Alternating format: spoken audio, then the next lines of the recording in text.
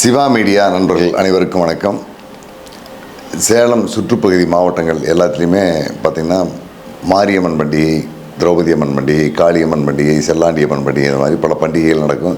இந்த பண்டிகைகள் எல்லாத்துலேயுமே நாட்டு வெடி வெடிக்கிறதுங்கிறது, வான வேடிக்கை நடத்துங்கிறது தொன்று தொற்று வழக்கமாக நடந்துகிட்ருக்குது.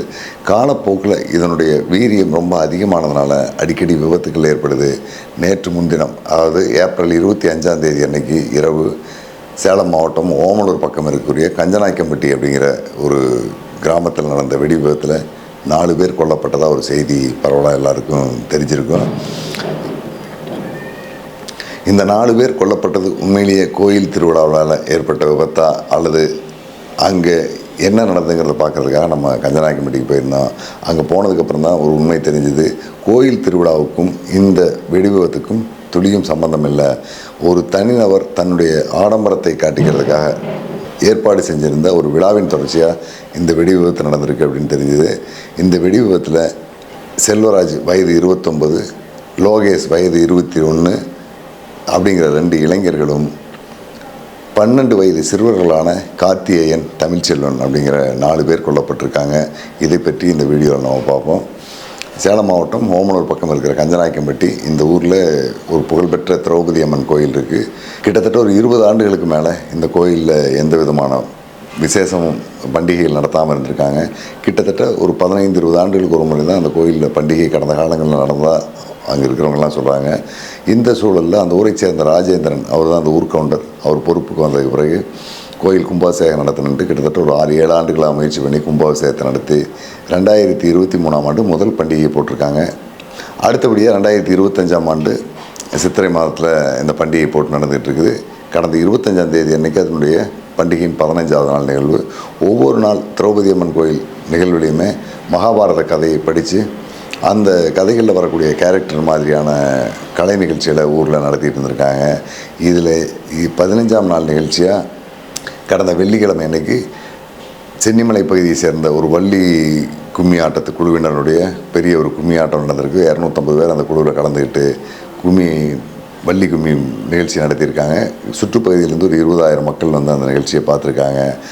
அந்த 15ஆவது நாள் நிகழ்வு என்னென்னு பார்த்தீங்கன்னா, திரௌபதிக்கு திருமணம் நடக்கக்கூடிய நிகழ்வு. அந்த நிகழ்வு அன்னைக்கு சுற்றுப்பகுதியில் இருக்கக்கூடிய, அதாவது கஞ்சநாயக்கம்பட்டிக்கு பக்கத்தில் இருக்கக்கூடிய தாராபுரம், பூசாரிப்பட்டி, இந்த மாதிரி ஊரில் இருக்கக்கூடிய திரௌபதியினுடைய பங்காளி வகை உறவினர்னு சொல்லக்கூடிய சிலர் சீர்கொண்டு வந்து செய்கிறது வழக்கமாகவே கிட்டத்தட்ட ஒரு 50-60 ஆண்டுகளாகவே பூசாரிப்பட்டியில் இருக்கக்கூடிய ஒரு குழுவை சேர்ந்தவங்க தான் அந்த திரௌபதி அம்மனுக்கான சீர் சடங்குகளை அந்த ஊர்லேருந்து ஊர்வலமாக எடுத்துகிட்டு வந்து கஞ்சநாயக்கம்பட்டி கோயிலில் கொடுத்துட்டு போகிறது வழக்கம். இந்த அடிப்படையில் இந்த திருவிழாவின் போதும் கஞ்சநாயக்கம்பட்டியிலேருந்து இரவு 8 மணிக்கு அந்த வழக்கமாக சீர்வரிசை செய்யக்கூடியவங்க கொண்டு வந்து சீரை கொடுத்துட்டு போயிடுறாங்க. அதுக்கு பிறகு அந்த ஊரில் இருக்கக்கூடிய ஒரு விஐபி, அதாவது இப்போ ஒரு சேலம் மேற்கு மாவட்ட பாட்டாளி மக்கள் கட்சியினுடைய தலைவராக இருக்கார் மாணிக்கம், டாக்டர் மாணிக்கம். இவர் தன்னுடைய செல்வாக்கை காட்டுறதுக்காக அங்கிருந்து மீண்டும் ஒரு சீர்வரிசை நிகழ்ச்சிக்கு ஏற்பாடு பண்ணியிருக்காரு. இதில் இவருடைய ஆதரவாளர்கள் மற்ற உறவினர்கள்லாம் ஒரு 250-300 பேர் சேர்ந்துக்கிட்டு பூசாரிப்பட்டியிலேருந்து 3 கிலோமீட்டர் தூரத்தில் இருக்கிற கஞ்சநாயக்கம்பட்டி வரைக்கும் ஊர்வலமாக வந்திருக்காங்க. அந்த இடத்துல காட்டூர் பிரிவு அல்லது பழைய சினிமா தேட்டர் அப்படிங்கிற ஒரு இடம், இது வந்து பூசாரிப்பட்டியிலேருந்து ஒரு 1 கிலோமீட்டர் தள்ளி இருக்குது. கஞ்சநாயக்கம்பட்டிக்கு ஒரு 1.25-2 கிலோமீட்டர் விலகி இருக்குது. இந்த இடைப்பட்ட இடத்துல இவங்க ஊர்வலமாக வந்துட்டுருக்காங்க. இந்த ஊர்வலத்தில் தாரதப்பட்டை எல்லாமே முடங்கிட்டு இருக்குது.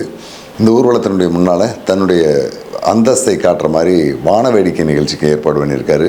இந்த நிகழ்ச்சிக்கு கிட்டத்தட்ட ஒரு 3 லட்சம் ரூபாய்க்கு மேலே பட்டாசு வாங்கிட்டு வந்திருக்காரு. இந்த பட்டாசுகளை எல்லாமே வண்டியினுடைய பெட்டியில் வச்சுட்டு ஒரு ஸ்கூட்டி மொஃபட்டில் செல்வராஜ் அப்படிங்கிற அவருடைய ஆதரவாளர் ஒருத்தர் தான் ஓட்டிகிட்டு வர்றாரு. வரும்போது கிராமங்களில் எல்லாருமே இயல்பாக செய்கிற ஒரு விஷயம்னு பார்த்திங்கன்னா, இந்த பட்டாசு சரங்களை எடுத்து தோளில் போட்டுக்குவாங்க. ஒவ்வொரு தரமாக தூக்கி கொடுத்துட்டு வர்றவங்களை வெடிக்க வைக்கிறது. அந்த மாதிரி பட்டாசு சரங்களை பூரா இவங்க மொஃபட்டில் உட்காந்துட்டு அதில் தோளில் மாட்டிகிட்டு வச்சுருக்காரு. கிட்டத்தட்ட ஒரு 4 பெட்டி முன்னால் இருக்குது, பின்னால் 2 பெட்டியெல்லாம் வச்சுக்கிட்டு ஸ்கூட்டியில் வந்துகிட்டு இருக்காரு. அவருக்கு பின்னால் ஊர்வலம், முன்னால் ஒரு நபர் போய் பட்டாசு வெடிச்சிட்ருக்காரு. அது யாருன்னு பார்த்தீங்கன்னா லோகேஷ், வயது 21. இந்த தம்பியும் கஞ்சநாயக்கம்பட்டியை சேர்ந்தவர் தான். பழைய சினிமா தேட்டர் அப்படிங்கிற இடத்துக்கு வரும்போது அதனுடைய வலது பக்கம் இடது பக்கம் இருக்கிற கிராமத்து பசங்கள்லாம், சின்ன பசங்க எல்லாமே அந்த தெருவில் வந்திருக்காங்க. அதில் தமிழ்ச்செல்வன் அப்படிங்கிற ஒரு தம்பியும் கார்த்திகேயன், இவங்க 2 பேருமே 6ஆம் வகுப்பு படிச்சுட்டு இருக்காங்க. 12 வயது தான் அந்த பசங்களுக்கு. இவங்க 2 பேர் வந்து எங்களுக்கும் வெடிக்கிறதுக்கு பட்டாசு விடுங்க, இந்த கழுத்தில் போட்டிருக்கிற சரம், அது இந்த ஊசி பட்டாசுன்னு சொல்லுவாங்க, இந்த மாதிரி பட்டாசு வகை இந்த பட்டாசு கொடுங்கன்னா நாங்கள் முன்னால் போய் வெடிக்கிறோம் அப்படின்னு கேட்டிருக்காங்க. தரம் வாங்கடா கொஞ்சம் தூரம் போய் தரேன், இதெல்லாம் ஊருக்குள்ளே வெடிச்சிங்கன்னா பிரச்சனை ஆயிரும் அப்படின்ட்டு இவங்க சொல்லிக்கிட்டு பட்டாசு வெடிச்சிட்டு போகிறாங்க. இவங்க வெடித்த பட்டாசு வகை அரசு அனுமதி இல்லாத ஒரு நாட்டு வகை பட்டாசு, அதாவது தேங்காய் வெடி அப்படின்னு சொல்லுவாங்க. இந்த பகுதியில் அது ரொம்ப சிறப்பானது. தேங்காய் வெடிங்கிறது வெடிமருந்துகளை வச்சு மேலே முழுக்க இறுக்கமான கயிறுகளால் கட்டப்பட்டு தேங்காய் மாதிரியான ஒரு வடிவத்தில் தான் அந்த வெடி இருக்கும். இந்த வெடியை சாதாரணமாக கையில் பிடிச்சோ அல்லது தூக்கி எறிஞ்சோ வெடிக்க முடியாது. அதுக்காக பிரத்யேகமாக உருவாக்கப்பட்ட ஒரு பைப் இருக்கும். ஒரு 5.5 அடி அல்லது 6 அடி உயரத்துக்கான ஒரு 6 இன்ச்சு பைப்பு, இரும்பு பைப் வச்சுருப்பாங்க. அந்த பைப்பினுடைய கீழ்ப்பகுதியில் ஒரு ஸ்டாண்டு வச்சுருப்பாங்க, காலில் ஏதாவது அழுத்தி பிடிக்கிற மாதிரி. அந்த ஸ்டாண்டுக்குள்ளே பட்டாசை பொருத்தி போட்டோம்னா உள்ளே போய் அது வெடிக்கிற அந்த சூழலில் வெளியில் வேகமாக தள்ளும்போது தரையிலேருந்து ஒரு 50 அடி 100 அடி உயரத்துக்கு அதனுடைய வீரியம் உள்ள அளவுக்கு மேலே போய் வெடிக்கும். வெடிச்சோடனே சத்தம் பயங்கரமாக கேட்கும். வெடித்ததுக்கு பிறகு அந்த வெடிக்கு மேலே சுற்றி இருக்கிற கயிறு எல்லாமே தீ பிடிச்சி மேலேருந்து நெருப்பாக கொட்டும். இது பார்த்திங்கன்னா ஒரு இரவு நேரத்தில் வானத்தில் பூ செரிகிற மாதிரியான, மத்தாப்பு வர மாதிரியான ஒரு தோற்றத்தை கொடுக்கும். இந்த மாதிரியான வெடிகளை இந்த பகுதியில் பயன்படுத்துறது வழக்கமாக நடந்துகிட்டு இருக்குது. இதுக்கு வெடிக்கிறதுக்கு அனுமதி வாங்கின பயிற்சி பெற்ற ஆளுகள் இருக்காங்க. ஆனால் மாணிக்கம் அரேஞ்ச் பண்ண இந்த பசங்களுக்கு இதை பற்றி முழுமையான பயிற்சி இல்லை. அதில் இன்னொரு குறிப்பாக அந்த பகுதியில் என்ன சொல்கிறாங்கன்னா, இந்த வெடியை எப்படி வெடிக்க வைக்கணுங்கிறத பற்றி அந்த பகுதியில் இருக்கிறவங்க சொல்லும்போது, இது பயிற்சி பெற்ற ஆளுகள் தான் வைக்கணும். குறிப்பாக சிமெண்ட்டு தரையோ அல்லது தார் ரோட்லேயோ அந்த வெடியை வைக்கக்கூடாது.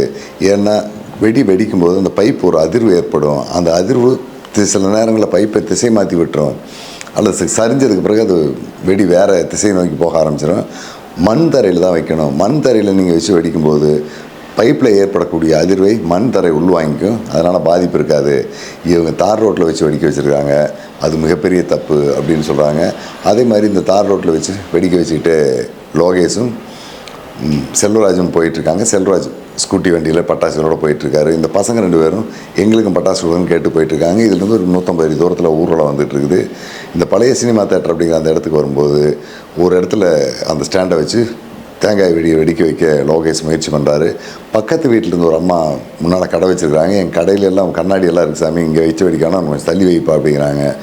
இருந்தாலும் அந்த பக்கத்தில் வெடிக்க வைக்கணும் அப்படிங்கிற அந்த மனநிலைக்கு வந்தவர் அந்த இடத்துலேருந்து ஒரு 50-100 அடி தூரம் போய் வெடிச்சிருந்தாருன்னா எந்த பிரச்சனையும் இருக்காது. இருந்தாலும் இந்த இடத்துலையே வெடிக்கணுங்கிற முடிவில் சாலையினுடைய மையப்பகுதியில் வச்ச அந்த பைப்பை இடது பக்கமாக ஓரத்தில் தூக்கிட்டு போய் வச்சு அந்த இடத்துலையே வெடிக்க வைக்க முயற்சி பண்ணுறாரு. தேங்காய் வெடியும் போட்டு வெடிக்க வைக்கிறாரு. எதிர்பாராத விதமாக இவர் வச்ச இடத்துல மேலே மின்சார கம்பிகள் போயிட்டு இருந்துருக்குது. அதை இவர் கவனிக்காமல் கீழே வெடி வச்சிட்றாரு. கூட்டம் வரக்கூடிய ஆர்வம், உற்சாகம், இன்னும் சொல்ல போனீங்கன்னா பெரும்பாலும் அந்த நேரங்களில் மது குடிக்கிறது வழக்கமானது. இன்றைக்கி மது குடிக்காத ஆளே இல்லைங்கிற மாதிரி சொல்லலை. இவங்களும் குடிச்சிருந்தாங்களா என்கிறது தெரியல. ஏதோ கவனக்குறைவாக வெடியை வச்சு வெடிக்க வைக்கிறாரு. வெடி நேராக மேலே போகுது, மின்கம்பியில் பட்டு அதனுடைய வேகம் தடைபட்டு பட்டாசுனுடைய திசை மாறி அது வர ஆரம்பிக்குது. வந்த பட்டாசு நேராக அந்த இடத்துலேருந்து ஒரு 30-40 அடி தூரம் முன்னால் நின்றுக்கிட்டு கழுத்தில் பட்டாசு சரத்தை போட்டுக்கிட்டு 3 லட்ச ரூபா பட்டாசை ஸ்கூட்டரில் வச்சு நின்றுக்கிட்டு இருந்த செல்வராஜ் மேலேயே வந்து அந்த தேங்காய் வெடி விழுந்து வெடிக்குது. கிட்டத்தட்ட மேலே போய் அந்த கம்பியில் ஒரு போராட்டம் நடத்தி மேலே போக முடியாமல் திசை மாறி வந்த அந்த பட்டாசு செல்வராஜ் மேலே விழும்போதே அது வெடிக்க ஆரம்பிச்சிருது. பக்கத்தில் பட்டாசு கொடுங்கண்ணா நாங்களும் வெடிக்கிறோன்னு கேட்டுக்கிட்டு இருந்த கார்த்திகேயன், தமிழ்ச்செல்வன் 2 பேரும் செல்வராஜும் உடல் உறுப்புகள் எல்லாமே பல பாகங்களாக சிதறி போன சூழலில் அந்த பட்டாசு வெடித்து அந்த இடத்துலையே இறந்து போயிடுறாங்க. இந்த பட்டாசு வெடித்ததுனால பக்கத்தில் ஸ்ரீரங்கன் சின்ன பையன் அப்படிங்கிற 2 பேருடைய கடை கிட்டத்தட்ட ஒரு 50 விழுக்காடு கடை சேதமாயிருது. செல்வராஜ் வச்சுக்கிட்டு இருந்த அந்த ஸ்கூட்டி வண்டி உருக்குலைஞ்சு போயிடுது. அதில் ஒரு பாகம் கூட உருப்படி இல்லாத அளவுக்கு எல்லாமே செதஞ்சு போயிடுது. இன்னும் 2 மோட்டர் சைக்கிள் அந்த வழியாக பைக்கில் வந்துக்கிட்டு தூரமாக வந்துக்கிட்டு இருந்த 2 பேருக்கு லேசான அடி. இந்த நிகழ்வு நடந்த இடத்துலேருந்து ஒரு 20 அடி தூரத்தில் பட்டாசு வெடிச்சிக்கிட்டு இருந்த லோகேஷும் மோசமாக பாதிக்கப்படுறாரு. இருந்தாலும் ஆபத்தான நிலையில் இருந்தவரை சேலம் அரசு மருத்துவமனை கொண்டு வர்றாங்க. சனிக்கிழமை காலை 7 மணிக்கெல்லாம் சிகிச்சை பலன் இல்லாமல் லோகேஷ் இறந்துடுறாரு. செல்வராஜ் மொஃபட்டில் இருந்தவர், பட்டாசு கேட்டுட்டு இருந்த பசங்க கார்த்திகேயன், தமிழ்ச்செல்வன், லோகேஷ் 4 பேருமே இறந்துடுறாங்க. செல்வராஜும் அந்த தமிழ்ச்செல்வன், கார்த்திகேயன் அப்படிங்கிற 2 பசங்களும் உடல் உறுப்புகள் பல பாகங்களாக பிரிஞ்சு போயிடுது. 25ஆம் தேதி நைட்டு ஒரு 9:30-10 மணிக்கு இந்த நிகழ்வு நடந்திருக்குது. ஆனால் நேற்று காலையில் 10 மணி வரைக்குமே அந்த பகுதியில் இருக்கிற வீடுகளினுடைய மொட்டை மாடிகள்லையும் அந்த தகர சீட்டு மேலேயும் கூரை கொட்டாய் மேலேயும் அங்கங்கே இந்த 3 பேருடைய உடல் உறுப்புகள் கிடந்திருக்கு. அந்த பசங்களில் ஒருத்தருடைய காலும் கையும் ரெண்டும் நேற்று காலையில் ஒரு 10 மணிக்கு தான் பக்கத்து வீடுகளில் தேடி அங்கேருந்து எடுத்து மருத்துவமனைக்கு அனுப்பி வச்சுருக்காங்க. இவ்வளவு மோசமான ஒரு விபத்து ஏற்பட்டிருக்குது. இந்த விபத்து ஏற்பட்ட உடனே அங்கே விழா ஏற்பாட்டோடு வந்துக்கிட்டு இருந்த மாணிக்கம் எங்கே போனான்னு தெரியல, காணாமல் போயிடறாருங்கிறாங்க. அதுக்கு பிறகு இந்த தகவல் தெரிஞ்சு திரௌபதி அம்மன் கோயில் திருவிழாவை நடத்திக்கிட்டு இருந்தவங்க சில மணி நேரங்கள் மட்டும்தான் திருவிழாவை நடத்தியிருக்காங்க.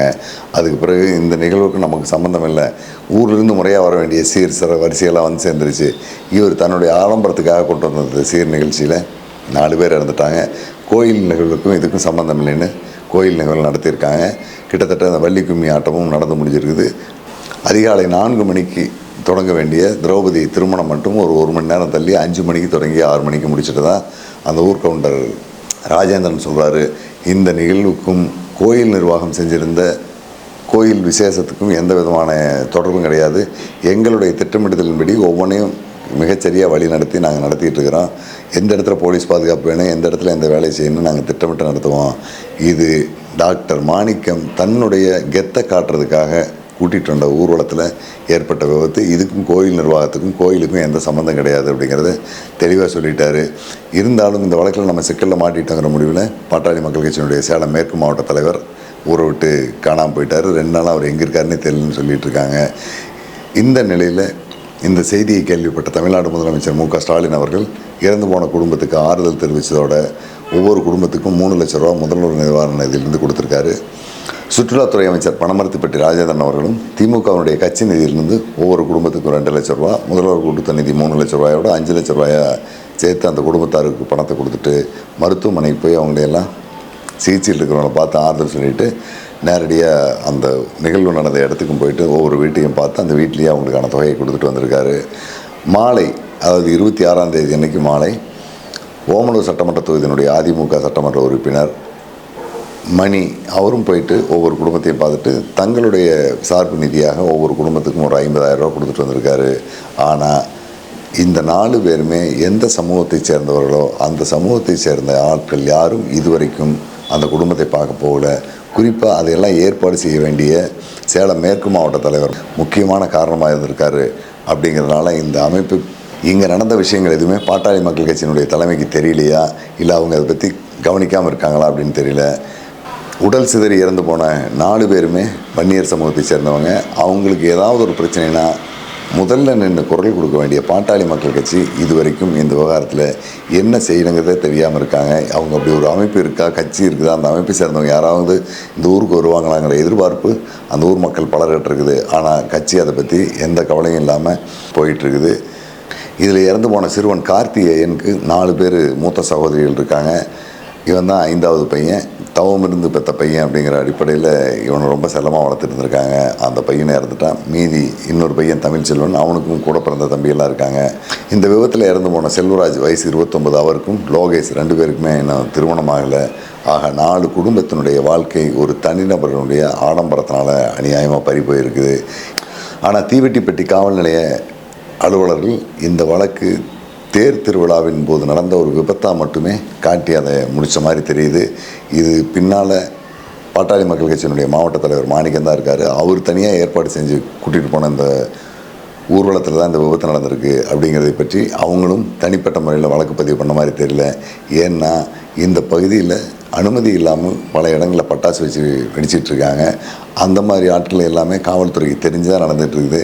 இதை இப்படி காட்டினோம்னா, உண்மைத்தன்மையை காட்டினோம்னா நமக்கும் தேவையில்லாத சிக்கல் வரும். அப்படிங்கிறனால காவல்துறை அதிகாரிகள் இது சாதாரண ஒரு விபத்து, பட்டாசின் மூலம் மட்டுமே ஏற்பட்டது அப்படிங்கிற மாதிரி கணக்கை முடிச்சுட்டு அடுத்த வேலையை பார்க்க போயிட்டாங்க.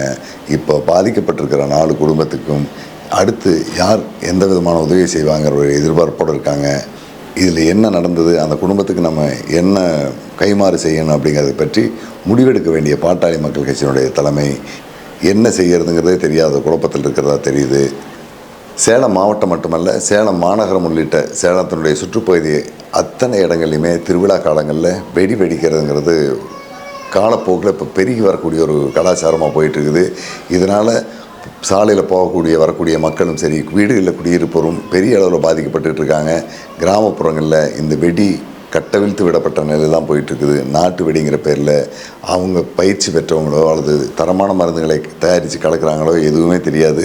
அவங்கவுங்க இஷ்டத்துக்கு உள்ளூரில் ஒரு மாதிரியான பட்டாசுகளை தயாரித்து எந்த விதமான கட்டுப்பாடுகளுமே இல்லாமல் நாட்டு வெடிகளை தயாரித்து விற்றுக்கிட்டு இருக்காங்க. இது காவல்துறையினுடைய கவனத்துக்கு முழுமையாக தெரியும். இதெல்லாம் கண்டுபிடிக்க முடியாத விஷயம் கிடையாது. அப்படி அனுமதி இல்லாமல் நாட்டு வெடி தயாரிக்கிறத முழுமையாக நிறுத்தி திருவிழாக்களில் பட்டாசு வெடிக்கிற இந்த கலாச்சாரத்தை முற்றுப்புள்ளி வச்சா மட்டும்தான் இது போன்ற உயிரிழப்புகள் நடப்பதை இனிமேல் தவிர்க்க முடியும். கால சூழலில் மது அருந்திட்டு பிரச்சனை செய்யக்கூடியவன், பொறுப்பில்லாமல் நடந்துக்கக்கூடியவங்களுடைய எண்ணிக்கை அதிகமாகிட்டு இருக்கிற நேரத்தில் இது போன்ற வெடி பொருட்களை பொது இடங்களில் வெடிக்கிறதை முழுமையாக தடை பண்ணணும். தடை பண்ணால் மட்டும்தான் இந்த மாதிரி அப்பாவிகளுடைய உயிரிழப்புகளை தடுக்க முடியும் அப்படிங்கிற வேண்டுகோளோடு இந்த வீடியோவை நிறைவு பண்ணிக்குவோம். நன்றி, வணக்கம்.